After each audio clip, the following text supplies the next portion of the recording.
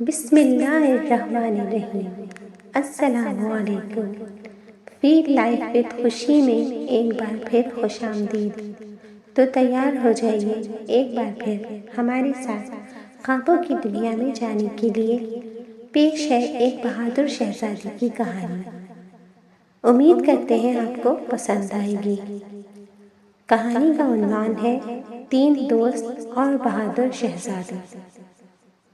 ایک دفعہ کا ذکر ہے کہ 3 دوست جنگل میں شکار کی غرض سے گئے تھے۔ وہ چلتے چلتے بہت دور نکل آئے، لیکن انہیں جنگل میں اپنا مطلوبہ شکار نہیں ملا، یہاں تک کہ وہ اپنی ریاست سے ملحقہ دوسری ریاست میں داخل ہو گئے۔ یہ جنگل دونوں ریاستوں کو ملاتا تھا۔ انہیں خبر نہ ہوئی کہ وہ کہاں آ گئے ہیں۔ وہ بھوک پیاس سے نڈھال ہو چکے تھے۔ کچھ پتہ بھی ہے ہم کب سے چل رہے ہیں؟ ایک دوست نے باقی دونوں سے پوچھا۔ پتہ نہیں یار، صبح سے شام ہونے آئی، ایسا پہلی بار ہوا ہے کہ کوئی شکار نہ ملا ہو۔ وہ سب تو ٹھیک ہے، مگر پتہ ہے یہ کون سی جگہ ہے؟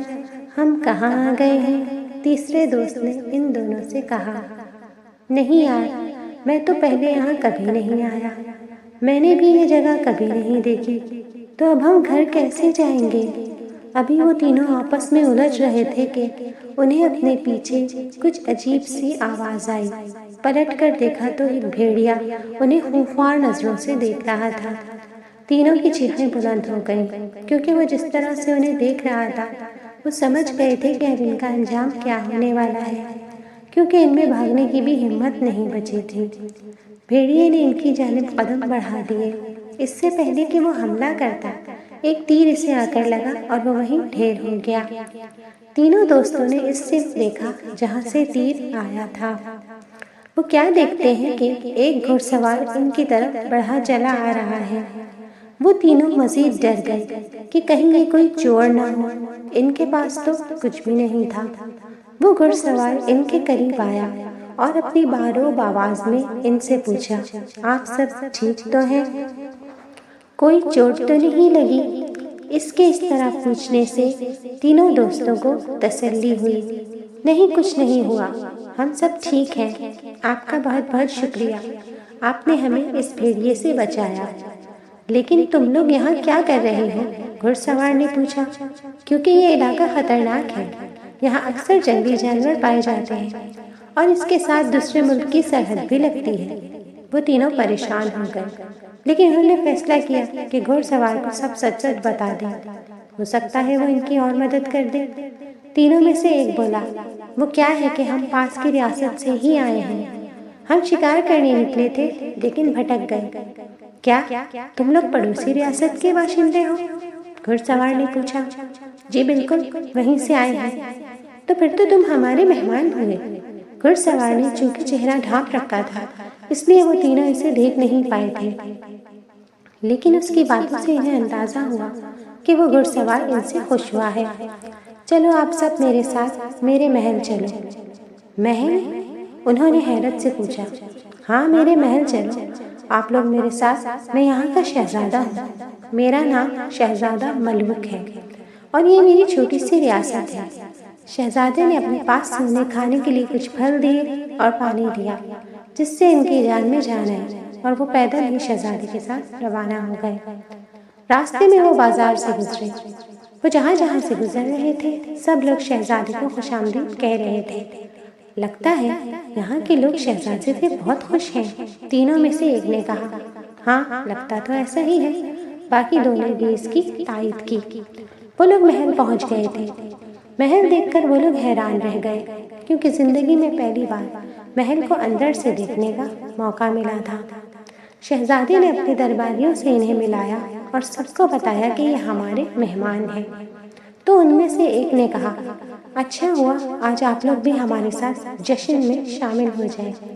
کیسا جشن؟ تینوں نے حیرت سے پوچھا۔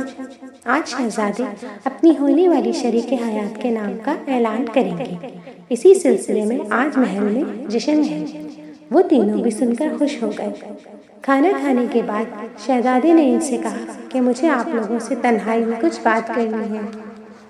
شہزادہ انہیں اپنے ساتھ اپنی خوابگاہ میں لے گیا۔ وہاں جا کر اس نے اپنے چہرے سے نقاب ہٹا دیا۔ وہ تینوں یہ دیکھ کر حیران رہ گئے کہ وہ کوئی شہزادہ نہیں بلکہ ایک انتہائی خوبصورت لڑکی تھی جس نے شہزادوں جیسا پہناوا پہن رکھا تھا۔ نقاب لگا کر وہ بالکل کوئی لڑکا ہی لگتی تھی۔ آپ تو ایک لڑکی ہیں، تینوں دوستوں نے حیرت سے کہا۔ ہاں، میں شہزادہ نہیں، شہزادی ہوں۔ میں اپنے والدین کی اکلوتی اولاد ہوں۔ جب میری پیدائش ہوئی تو میری والدہ کی طبیعت خراب ہو گئی، جس پر انہیں یہ بتایا گیا کہ وہ دوبارہ کبھی ماں نہیں بن سکتی۔ میرے بابا یہ سن کر بہت پریشان ہوئے اور انہوں نے ریاست میں اعلان کروا دیا کہ ان کے ہاں بیٹا ہوا ہے، کیونکہ ہماری ریاست بہت چھوٹی سی ہے اور آس پاس کے ریاست کے بادشاہ ہمیشہ اس پر قبضہ کرنے کا سوچتے ہیں۔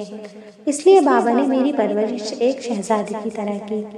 صرف میرے وزیر یہ جانتے ہیں کہ میں شہزادی ہوں، کیونکہ میرے والدین کے گزر جانے کے بعد انہوں نے ہی میری پرورش کی اور اب اس ریاست کی ذمہ داری مجھ پر ہے۔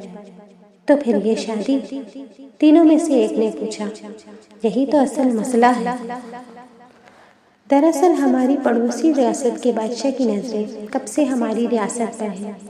اس کا بس چلے تو وہ حملہ کروا کر یہاں قبضہ کر لے، لیکن وہ لوگوں کی نظروں میں بھی اچھا بن کر رہنا چاہتا ہے۔ اس لیے اب اس نے یہ نیا طریقہ ڈھونڈا ہے ہماری ریاست کو اپنانے کا، کہ میں اس کی بیٹی سے شادی کر لوں اور وہ یہاں بھی اپنی حکومت بنا لے، کیونکہ وہ نہیں جانتا کہ میں ایک لڑکی ہوں۔ اگر اسے یہ بات پتہ چل گئی تو وہ پھر حملہ کر کے یہاں قبضہ کر لے گا، اور اس سے اس کی اپنی ریاست کے لوگ بھی خوش نہیں ہیں، کیونکہ وہ بہت ظالم ہے۔ میں اپنی رعایا کو اس سے بچانا چاہتی ہوں، لیکن کیا کروں، سمجھ نہیں آ رہا۔ کیا آپ لوگ اس سب میں میری مدد کر سکتے ہیں؟ شہزادی نے تینوں سے پوچھا۔ ہم آپ سے بہت متاثر ہوئے ہیں شہزادی، اتنی چھوٹی عمر میں آپ نے اتنا بوجھ اٹھایا ہوا ہے۔ ہم سے جو ہو سکا ہم آپ کے لیے کریں گے۔ ان تینوں نے شہزادی کو اپنے ساتھ کا یقین دلایا، اور یہی ہماری کہانی کی پہلی قسط کا اختتام ہوتا ہے۔ اب تین دوست شہزادی کی مدد کس طرح کریں گے، یہ جانیں گے کہانی کے اگلے حصے میں۔ تو جڑے رہیے ہمارے چینل کے ساتھ۔ شکریہ۔